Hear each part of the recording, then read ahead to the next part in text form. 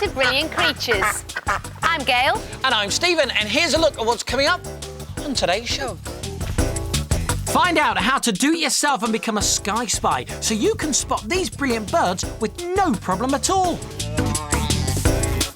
This tiny creature can kill you with just one bite, and there's no anti-venom. Find out more about it in today's brilliant but deadly Top 5. And in Little and Large, you can meet a snake that is so huge it takes 5 people just to hold it. The next brilliant creature is very rare. And has a superpower spring. But it's not a frog. Or a kangaroo. Or a gazelle. Jump for joy! It's the caracal! These are 2 baby caracals. This is Chemba and that's Kiru.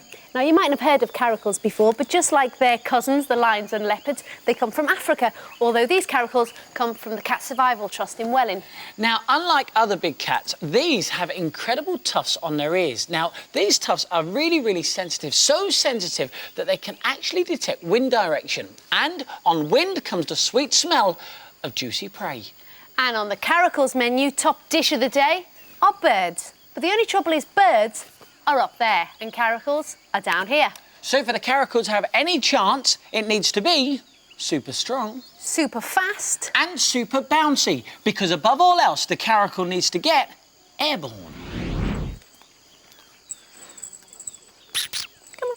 Right, what we're doing here is we're playing with these little caracal kittens with these toys. We're trying to teach them to get super bouncy. Now, soon they'll be hopping off the ground and then they'll start to jump off the ground.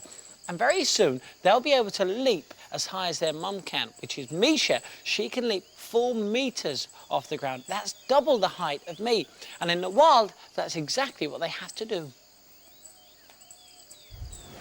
So all in all, that makes a lean, mean, bouncing, killing machine. In fact, I reckon you could say that they make the perfect hunters. Oh, Gail, please.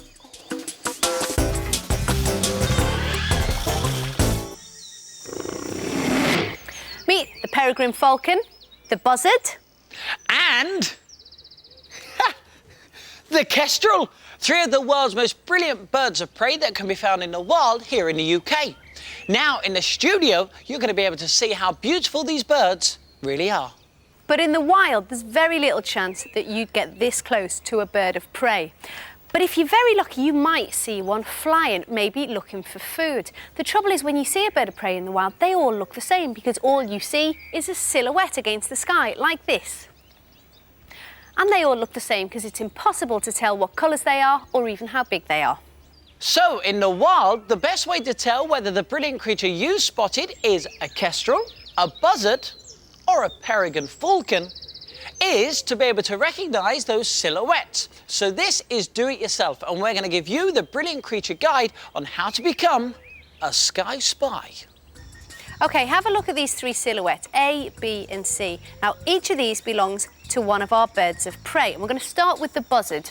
First of all, let's have a look at the wings. Now, the wings of a buzzard are quite wide and they flap them slowly, but they've also got that fantastic jagged line of feathers on the end. They're sort of finger-like and they're really, really distinctive, and that means that you can spot a buzzard from a long way away. And the next good thing to look at is the tail. Now, the buzzard's tail, like its wings, is quite wide and it's also quite rounded. So if we look at the 3 silhouettes, now this is probably the easiest one to spot. It's quite obvious that it's silhouette C, and that belongs to the buzzard. So what about the kestrel? Which silhouette do you think belongs to him? Well, let's check out the telltale signs. First of all, the kestrel's wings. They're very pointy. And if you have a look at the kestrel's tail, you'll see it's long and gets wider towards the end. So which silhouette do you think it is? Well, the answer is A. Well done if you did get it right. But if you did say B, I would understand why. Because the silhouette of the kestrel and the peregrine falcon are very similar. So what else will help you? Well, the kestrel is well known for doing something that the peregrine falcon is not. Hovering. You see, kestrels are the only birds of prey that can hover above at the same spot on the ground for a long amount of time. And you'll often see them doing this above motorways and hedgerows. They'll actually flap their wings to and fro like this as they look for food. Also, kestrels are the most common birds of prey in the UK. Peregrine falcons are very rare. In fact, there's only 4,000 of them in the United Kingdom. Now they have these incredible streamlined bodies, and believe it or not, they can reach speeds of up to 180 miles an hour. Blink and you'll miss it. Now, all this means it's very difficult to see peregrine falcons in the wild, but Brilliant Creatures has sorted that. You see, if you go to our website, we'll give you the address at the end of the show. There's a link to another site which has a webcam, so you can see peregrine falcons and their families all year long. Look, you can see them now. And you can also download some pictures, just like this one here, of different birds of prey, so you can spot the difference. And what about this? There's even a downloadable chart that you can download and print off and fill in when you think you've seen one of these birds of prey. And make sure you email us, especially if you spot a peregrine falcon, and tell us when and where you spotted it.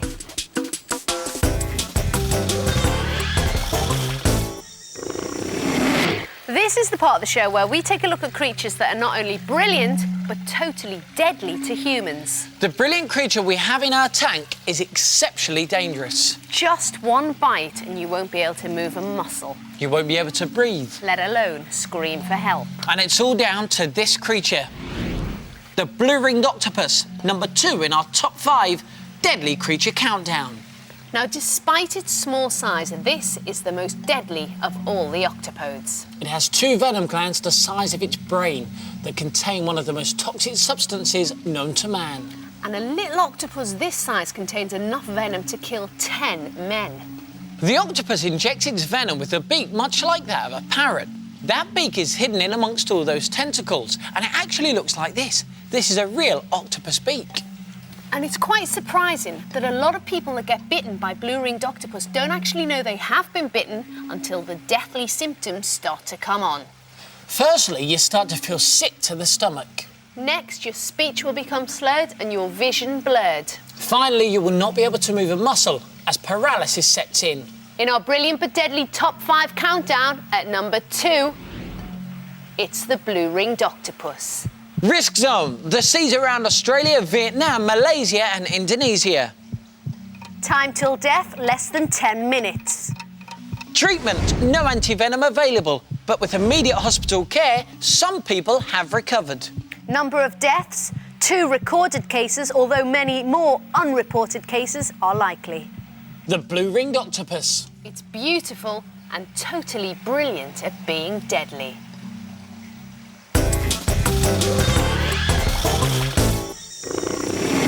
Throughout this series of brilliant creatures, we've faced some brilliant challenges. You've got to have a look at this, right? This is an image of a brilliant baby. The question is, do you know what creature it is?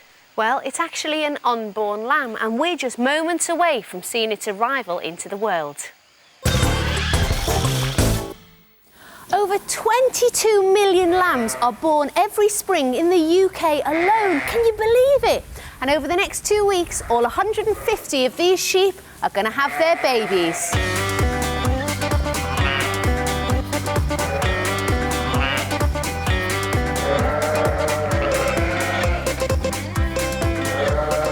Well, this little baby lamb was born just 3 hours ago. And what we're hoping for is that while we're here on the farm, a few more baby lambs are going to be born, and I'm going to help deliver them.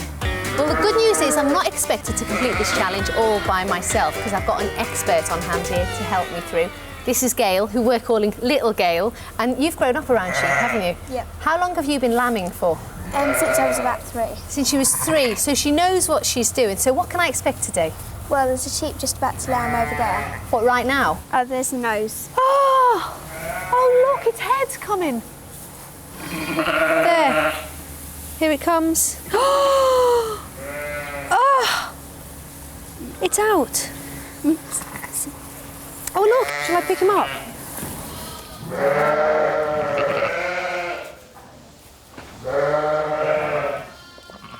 Oh, wow.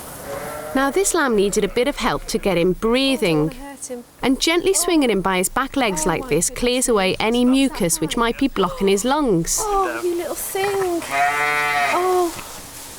Oh, look. So look at this. This is my first lamb. Look down here. Okay, here's the lamb, Pull it out. Oh my goodness, look at this. Oh, come on, baby. Oh, look at that. Oh my goodness. So we have to get this off. Yeah, and the legs need to come out. Come on, baby. Oh, darling. Oh, there we go. Oh, look at that. Oh. Yeah. Oh, Mummy, look. Here's a baby. Oh, wow. Oh, look. There's number 2. Right, well, the 2 little lambs that I helped to deliver earlier, they're a couple of hours old now. And you see, they've still got their belly button cord on, their navel cord there. So we're going to spray them with this iodine. Yeah. And this is presumably to stop all the infection and things like that. What we're going to do is take them over to a nice warm pen over here where they can snuggle up with their mum. So come on then. Come on. Do you know that we've actually worked out in the next 2 weeks there'll be another 200 baby lambs born in this very barn. I think it's time to get out of here before any more decide to arrive.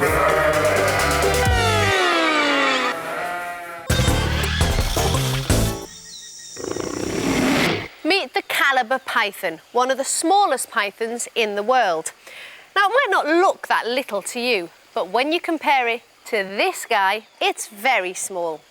Meet the reticulated python, one of the largest species of snake in the world. And believe you me, they can grow to ridiculous lengths. So long, in fact, that we need 5, make that 4 very brave people to hold it. This little Caliber python is 1 metre long, but the reticulated python is 7 metres long and still growing. This python is as long as a double-decker bus. That's 7 times longer than the little Caliber python. And believe it or not, the longest reticulated python on record grew to an incredible 11 metres long. That's 4 metres longer than this one. This long, hold on to that, Gail. OK. Look, this long. That's incredible, isn't it? So long, in fact, there's no brilliant creature brave enough to hunt it down. However, there are plenty of animals out there that will hunt and try to kill the little Caliber python. So it's developed a really clever way of defending itself. Now, if you have a look at its head and its tail, they actually look very similar. So what it does when it feels threatened is it'll offer its tail towards the attacker, because it'd rather lose a bit of its tail than a bit of its head. Neither of these pythons is poisonous, so how do they kill their prey? Well, you may know already, but just in case you don't, they actually squeeze their prey to death. Now, the little Caliber python has a little squeeze and it eats little animals like mice and birds. But the large reticulated python has a very large squeeze and could easily eat a full-size crocodile, which also means it could easily squeeze us to death too. The little python is very little. The large python is very large, but they're both Brilliant creatures. Hey, Gail, what did the little Caliber python say to the large reticulated python when it was time to say goodbye? I've no idea. So long! So long.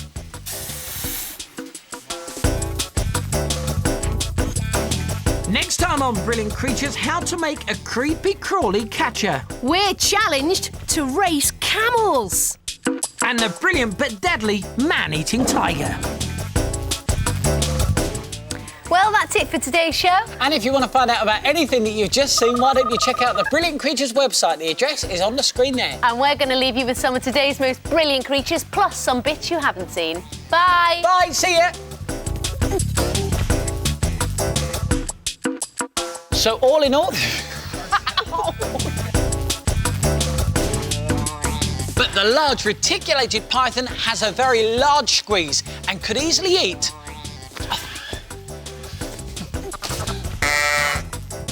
Oh, there we go. Oh, look at that. Was that Jake?